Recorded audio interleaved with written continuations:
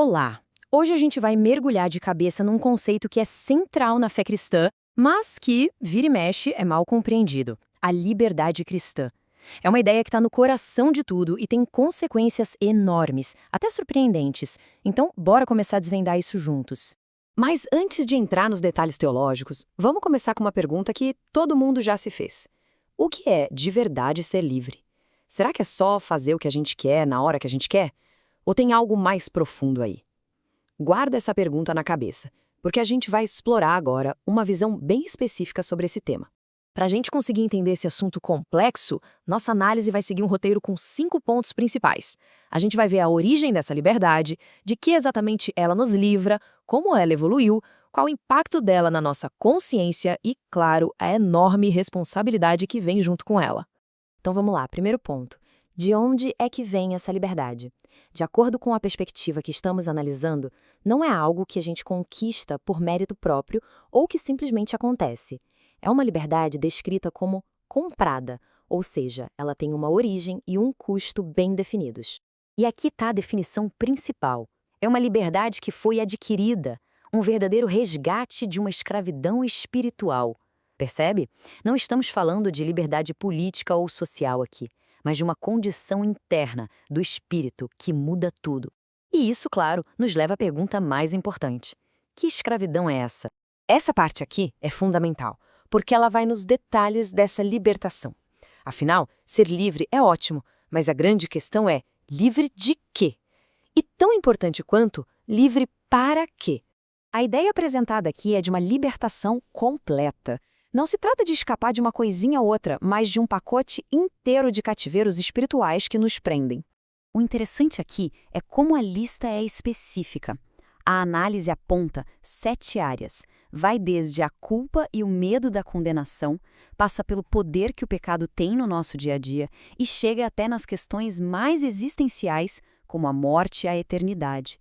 É uma visão de liberdade que realmente tenta abraçar a experiência humana por inteiro. E é aqui que a chave vira. A liberdade não é um vácuo, um espaço vazio. Ela tem um propósito. Acontece uma mudança de mentalidade fundamental. A motivação para obedecer deixa de ser o medo, a obrigação, e passa a ser uma resposta que vem do amor, como a de um filho para um pai. Essa citação bíblica amarra bem essa ideia. A diferença é muito clara. De um lado, um espírito de escravidão, que só gera medo. Do outro, um espírito de adoção, que cria uma relação de família, de pertencimento. A obediência deixa de ser um peso e vira uma expressão desse relacionamento. Ok, agora vamos dar uma olhada em como essa liberdade se desenvolveu ao longo da história dentro da narrativa bíblica.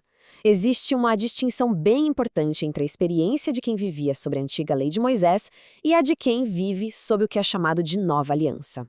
Esse quadro comparativo ajuda muito a gente a visualizar. Veja bem, a essência da liberdade já existia antes, mas ela foi, digamos, ampliada. A grande virada foi a remoção do jugo da lei cerimonial, todos aqueles rituais complexos. E o resultado disso? Mais ousadia para se aproximar de Deus e uma experiência mais completa do Espírito. Agora a gente sai do cenário geral e vai para o individual. Como essa liberdade toda se aplica no nosso nível mais pessoal, mais íntimo? A resposta está num campo de batalha interno que todo mundo conhece: a consciência. Essa frase aqui talvez seja a declaração mais radical de toda essa análise. É curta, mas as implicações são gigantescas. Pensa bem, se só Deus é o Senhor da consciência, isso significa que nenhuma outra pessoa, nenhuma instituição, nenhum governo tem autoridade final sobre ela. E aqui a gente vê a aplicação prática disso. A liberdade da consciência quer dizer que ela não está presa a regras ou doutrinas criadas por homens que contradizem ou vão além do que está na palavra de Deus. É como se fosse um escudo de proteção contra um controle religioso ou ideológico que não é devido. Então, como essa liberdade pode ser traída? A análise mostra 3 situações. A primeira, acreditar em ensinamentos humanos que batem de frente com as Escrituras. A segunda, obedecer a ordens que violam o que a sua consciência diz. E a terceira, que é crucial, quando alguma autoridade humana exige fé cega ou obediência absoluta. Isso é visto como a destruição tanto da liberdade de consciência quanto da própria razão. Essa passagem reforça totalmente esse ponto. A liberdade que foi comprada por Cristo leva a uma ordem bem direta: não se tornem servos de homens. Ou seja, não entregue a sua própria consciência, ao seu juízo final sobre o que é certo e errado para nenhuma autoridade humana. Chegamos na parte final, e talvez a mais crítica de todas. Toda liberdade vem com o perigo do abuso, não é? O que impede que a liberdade cristã vire só uma desculpa para bagunça moral, para libertinagem? Essa pergunta de US$ 1 milhão, a objeção clássica. Se as regras não me condenam mais, então, por que eu deveria segui-las? Dá para simplesmente fazer o que der na telha? A análise encara essa questão de frente. E a resposta é direta, sem rodeios e muito forte.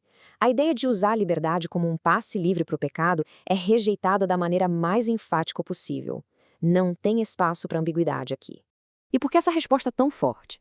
Porque fazer isso seria perverter, distorcer completamente o propósito da graça. É como pegar o remédio que cura e usar como se fosse veneno. Essa atitude não só subverte o sentido da liberdade, mas no fim das contas leva à autodestruição. E aqui está o verdadeiro propósito. A liberdade não é para a autoindulgência, para o egoísmo. Ela é para o serviço. Aquela energia que antes era gasta com medo e com culpa é redirecionada para servir ao próximo, por amor.